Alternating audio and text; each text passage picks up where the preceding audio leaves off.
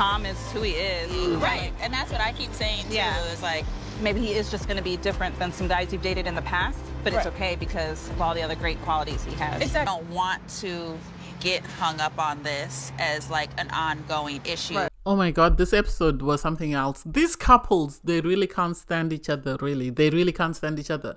And I don't know what the experts can do in order to get a successful marriage, because it seems everybody that's applying to Married at First Sight now is applying for the clout. Because you can't tell me that these people are here to get married and are looking for a life partner. This is totally different to season 1 to 6, 7, 8, 9, 10. I don't know. The only couple that I actually like is Camille and Thomas, maybe because I'm biased, but the fact that they're actually doing the work and they have support networks that are supporting them to sort of try and uplift this marriage and make sure that this marriage is set on a strong foundation, that I love for them. Hey there, thanks for stopping by. Welcome to my channel. It's your girl Valerie. If you're new here, don't forget to subscribe, click the like button, turn on the notification bell when I upload new videos, and definitely leave a comment. In this episode, I'll be reviewing Married at First Sight, Season 18, Episode 8. Personally, I don't understand why people didn't say leave when they saw Pastor Karla and Dr. Pepper in the previous episode. Because these couples, you can tell, can't stand each other at all. They really can't. You have Michael, his wife is not there, so he leaves a note on the counter to say he's going out, he has some errands he has to run. And then you then catch up with them later, and they're sort of preparing for the, meet the family. And he's sort of saying to her, I left a note, but I didn't get acknowledgement of my note. Did you see my note? And she's saying, well, if you're calling me out, you didn't come back home the other night. And it's like, it's not a point scoring system. Why is it this woman always has to find a problem? Why can't she just take whatever he says for face value and get on with it, instead of her trying to sort of make herself look good and start looking for a reason as to why she needs to complain about him? I didn't get that. You have Karla and Juan preparing their house for a party, and they are another couple. Something is not right with the two of them. I don't think any of the couples, bar Thomas and Camille, are in any sort of romantic setting, but we're yet to come across Thomas and Camille, so I might have spoken too early. They're preparing for their housewarming. She's saging the place, and he was tidying up, and she said, no, I had to do it. And it's like, why do these people need to sort of perform on camera? It's like everyone is putting on a performance. They want to appear as though they are the best partner. Make it make sense. Why not just focus on what you're supposed to be doing? And that's it. You are a partnership. Just allocate each other tasks and carry on. There's no need to sort of hold each other to account. I didn't get that Juan and Karla's scene. You have MM and Ikechi, and he is moaning because apparently they were supposed to make some fish tacos, and she, I think, ordered them because she didn't have time to do it. And he's sort of complaining to her that, why did you order? I could have done it. And it's like, the two of you are a couple. You should have sat down and discussed, what are we doing for our party? Who's going to do this? Who's going to do that? So the idea that, she told him she couldn't do it. And if he knew he could do it, why didn't he do it? Why did he have to wait for her to sort of appear before, or get everything done before he starts saying, oh, actually, I could have done that. You should have left it to me. And so she's saying to him, so do you want to do it? No, I don't want to. So why are you complaining then that why did she order them? I didn't get that part. That man is putting on a performance. And it's really sad that MM was saddled with a man who's not really keen on her. In my opinion, I'm now starting to see it. Apparently, he was worried that, her cousin is coming. So he's worried that what will your cousin say? And it's like, if you're behaving according to plan, then her cousin won't have any problems with you. But if you're putting on a performance, her cousin is going to have choice words for you. And the wedding is going to look like a cakewalk because he's going to drag you for filth on camera because he's already asked you that, what are you, a 41-year-old, telling me that you haven't dated someone in 12 years? And I don't know, I can't wait to see that. You have Madison and Alan, they go for a class. It looked really tough. It really did. It was some sort of exercise thingy. I've never seen it before.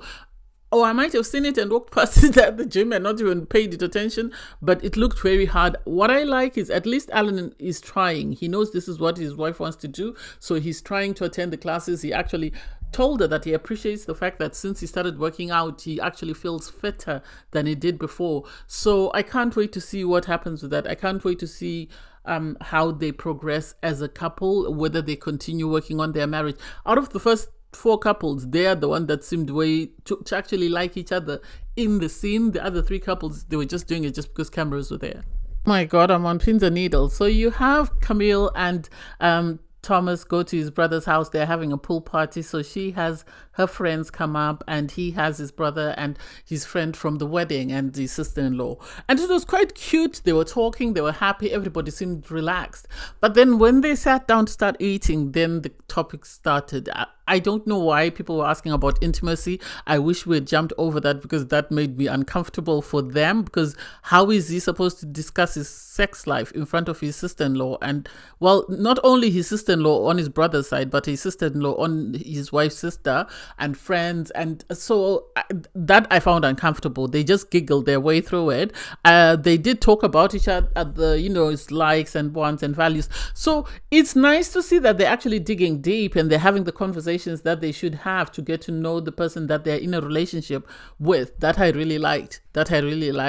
Obviously the topic about, Thomas is not her type came up, and I'm happy that the brother's wife said, well, but that didn't work out. And that's important, that it didn't work out. And also I'm happy that Thomas's family said, you are not the type of girl that is dated. He's never brought anyone home that looks like you. So we are, happy that you're here, and we are hoping that the two of you will continue to work and your connection will grow.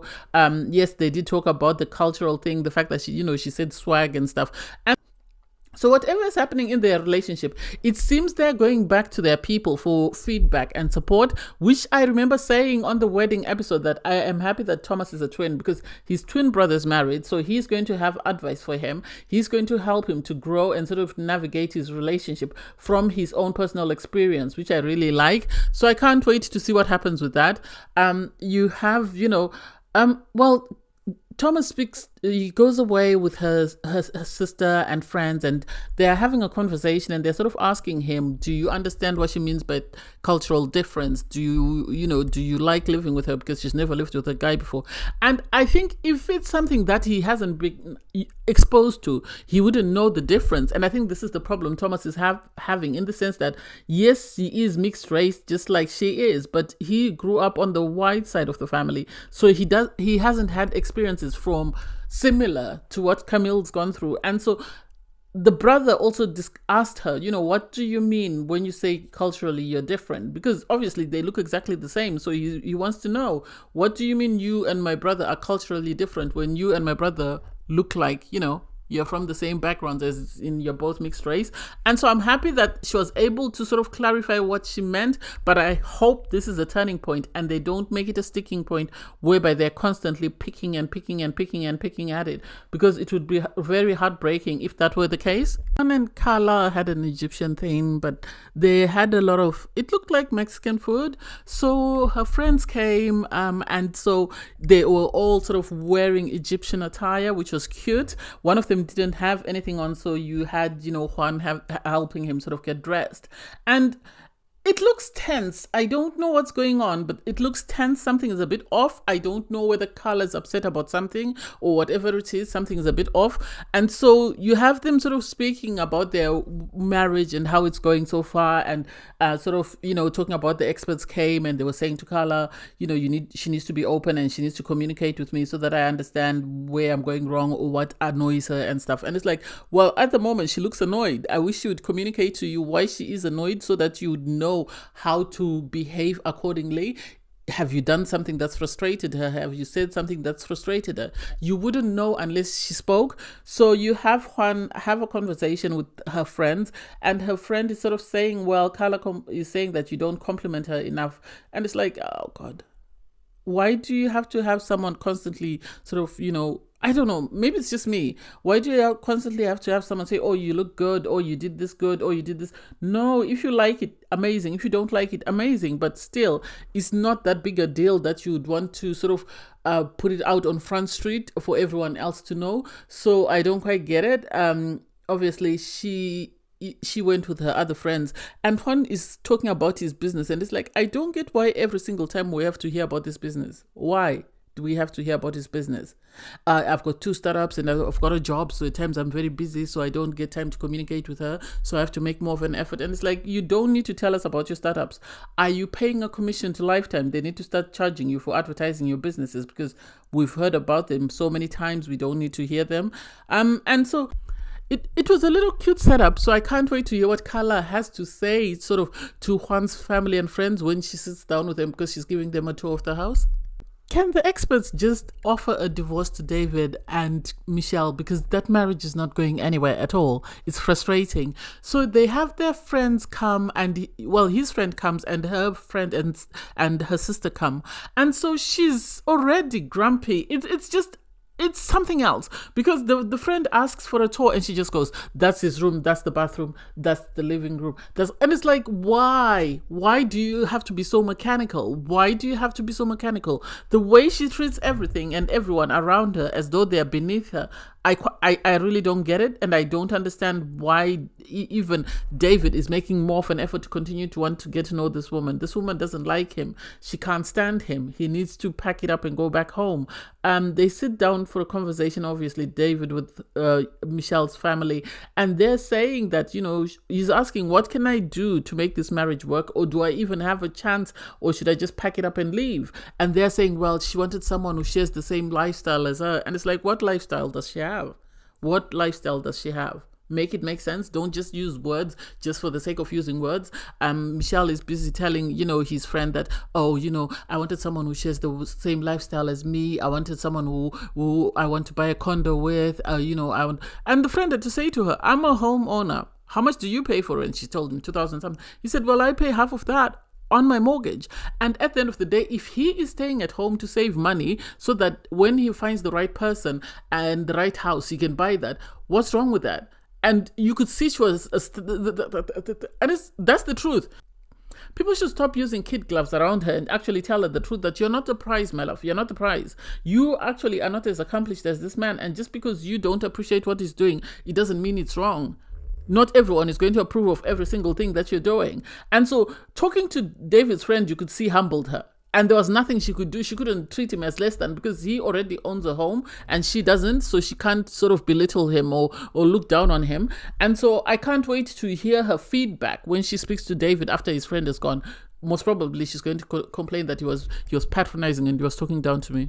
So you have Camille come back from the barbecue with Thomas, and they're sort of having a conversation, because Camille's family told Thomas that Camille normally dated dark-skinned boys, and so he's asking, so this was the first, so she asked him, did you ever think that was my type? And he went, no, I just assumed that since you're light-skinned, that's what you're going for.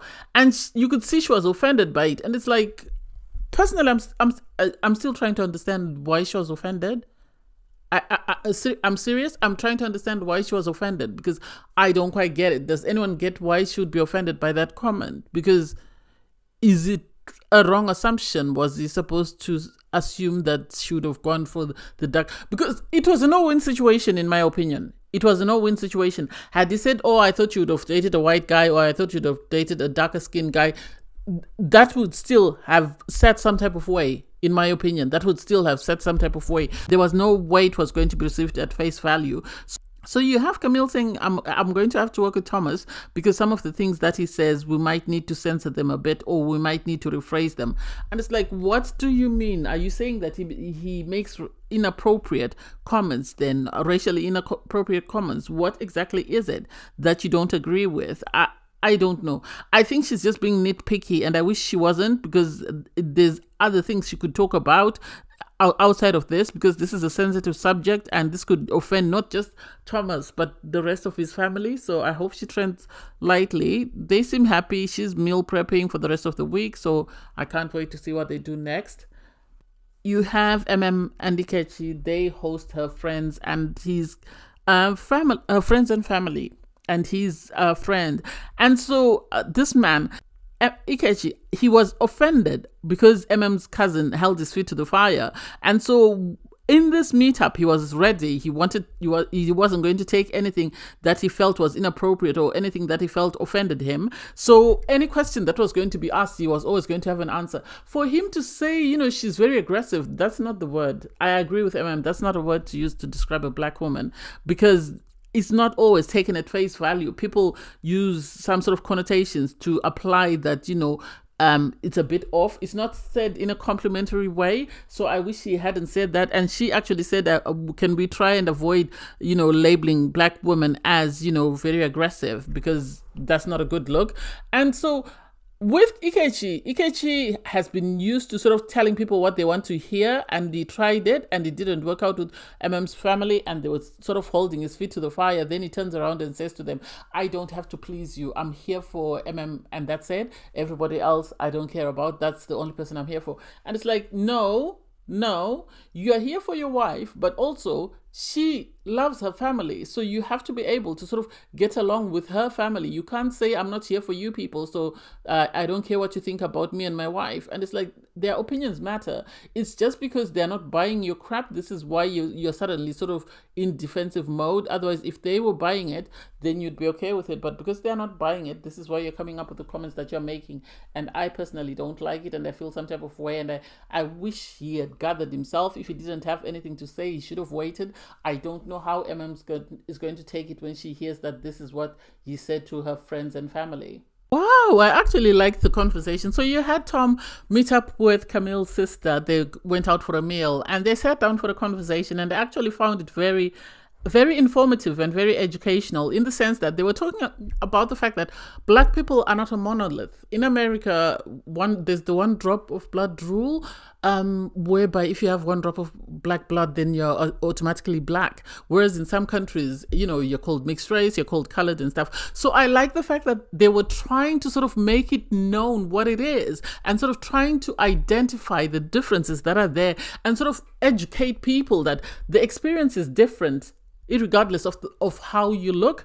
And also for females, it's totally different to males. And I'm happy that, Camille brought in her sister to sort of explain it, and they were able to sort of identify that that's not the only thing that makes Thomas who he is. He has amazing qualities, and Camille is choosing to focus on the qualities because she's saying she's no longer stuck in the place whereby, he doesn't look like the guys that I used to date. And I think they are trying to sort of get production to move them away from that topic, because they don't want to be labeled as that couple. Because even the sister asked her, so how do you two identify? Do you identify as a black couple? Do you identify as, what do you identify as? That was really nice to hear, that they have a support system around them that is willing to help them fight for this marriage. And so I can't wait to see what happens. But I said this before and I'll say it again. Thomas and Camille have the right ingredients to be a successful marriage this season. They have a very supportive sort of family system, set of friends, and they are all, including Camille and Thomas, fighting for this marriage, fighting to sort of build and uplift Camille and Thomas. And I love that for them. It's a pity some of the other couples don't have the same thing, but I love that they have this, and that the families are always trying to remind them, don't focus on one thing. Remember, there are other things that make a marriage. There are other things that make an ideal partner. So focus on those instead, if what you're looking at is not making you happy. I like to give credit where credit is due. So you have Alan, he's asleep. He's woken up by, Madison with pancakes. And then she says to him, well, the girls and I are having a spa day, so I need you to leave if you come back at 4 o'clock. He's very accommodating. I wouldn't want to be woken up and be told, leave the house immediately. No, I would have had a face. I would have had a face like thunder. So for him to just get up and just leave and just be okay with it and be told, come back at 4 o'clock. And he left. He didn't complain. I think maybe because the cameras were there. So he just left and he went. And then she stayed behind. She decorated the whole place. She got a cake. She got a toy car that looks like his car, but couldn't get a white one to match the car. And it was really cute. Then had his friends and her friends come. And so they were all waiting for him to come in. By the time he came in with his dog, they yelled surprise. And he was actually very pleased. And he said, I've never had a surprise birthday party. And it was like, this is sweet. This shows that she's taking time to know her person. This shows that she's really, making room for the marriage. I don't know whether it's because she's been told that they need a theme party and she's decided to use his birthday as the theme. I don't know. But it was nice to see them and nice to see that their family are also supportive. They were having conversations with him, sort of asking her family, what should I do? What are the expectations for me? Because I, want a partner who will Netflix and chill. We just sit around and we just watch TV in our pajamas and we do nothing. And it seems, with Madison, she's always got something planned and something to do. And so for me, I can't do that all the time. I want someone who's going to have a moment to sort of be laid back. And so I don't know. I really can't wait to see what happens. I don't think they were successful. I think Madison gave a hint that they did eventually break up, but he is trying. He is trying. Even his friend sort of told Madison that you've got an amazing guy who will try his best to make this relationship successful as long as you communicate with him, as long as you sort of give him feedback or tell him what you want. He is going to go out of his way to do everything within his power sort of to make you happy. You can see that he's going to the gym not because he wants to, but he knows it's something that's important to you. And it's like, wow, I hope she's taking this on board. I really hope she's taking this on board. This is an accomplished man. What Michelle has been crying for. He's an accommodating man. He's caring, he's empathetic, he's compassionate. What more do you need from a partner? I don't get it. If she doesn't acknowledge this and she doesn't focus on this, then one of the other past participants from the other seasons is going to come and swoop this man up before somebody swoops him up in his DMs. So you have David preparing a meal for his wife, and it's like this man is really trying. He really is trying. I know someone was saying that in the comments that, oh, I wonder if he would be behaving the same way if he had married a woman of a different ethnic group. And it's like, I don't know. I really don't know. They have a conversation, obviously, about the qualities that they want in a partner, because David brings up the fact that his friend told him that she had a checklist and she is now in her feelings because she's now saying, what about you? You had a checklist. You had blonde hair, blue eyes. And he said, well, I also wanted someone who's compassionate, caring, loving. And it's like, this woman, every single thing, she has to twist it. She has to turn it around and sort of make it, whatever you say, she's going to feel like you're attacking her. That's her way of functioning. She's always on attack mode. So she will never be able to find a partner who will appreciate her. You had David tell her, my legs are painful. I met Madison and we worked out together. I think David and Madison are the couple who did the wife swap. That's the way it's starting to look for me, because at the end of the day, she still has blonde hair. He said he has a thing for people with blonde hair. So I have a feeling, because someone was saying in the comments that one of the couples did a wife swap. I now have a feeling that David and Madison did a wife swap because they both love to work out. So they work out every day, and their partners, apparently, it seems they don't. So it could be that's the reason why, because you had Michelle feeling some type of way as soon as she found out that he worked out with Madison. And it's like, well, if you don't want him to work out with Madison, then maybe you work out with your husband.